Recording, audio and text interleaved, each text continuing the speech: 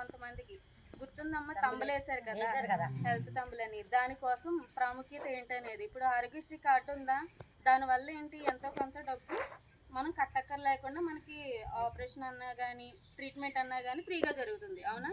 అదేవిధంగా మీరు అలా తంబు వేయడం వల్ల వచ్చిన ఐడి వల్ల ఏం జరుగుతుందంటే మీకు సంబంధించిన ఇన్ఫర్మేషన్ మొత్తం, ఆరోగ్యపరంగా సంబంధించిన ఇన్ఫర్మేషన్ మొత్తం అందులో పొందుపరిచి ఉంటుంది, ఓకేనా? ఐడి ఎక్కడైనా కొట్టినా సరే మీ ఇన్ఫర్మేషన్ అంతా వచ్చేస్తుంది అనమాట. మీ ఏజ్ ఏంటి, మీ పేరేంటి, మీకు ఏమైనా ఆరోగ్య సమస్యలు ఉన్నాయా, హైపర్ టెన్షన్, బీపీ, షుగర్లో ఏమైనా ఉన్నాయా, ఇంకేమైనా ఇతర సమస్యలు ఏమైనా ఉన్నాయా అనేది వస్తుందన్నమాట.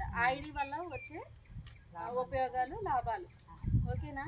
దానికోసం ప్రెగ్నెన్సీ కోసం ఇప్పుడు చెప్పారు కదా, మీకు ఏమర్థమైంది దానికోసం చెప్పండి, ఒక్క చెప్పినా అయిపోతుంది, వెళ్ళిపోతుంది.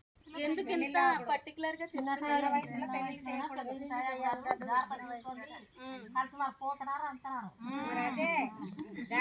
అది ఇప్పుడే ఎందుకు నొక్కి నొక్కి చెప్తున్నారు, అర్థమైందా?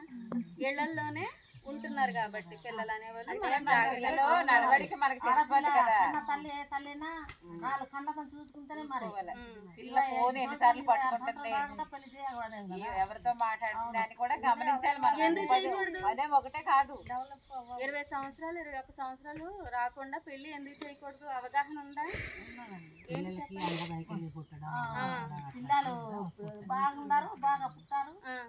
ఇంకా తల్లికి కూడా ప్రాబ్లం వస్తుంది, రక్తహీనత వస్తుంది.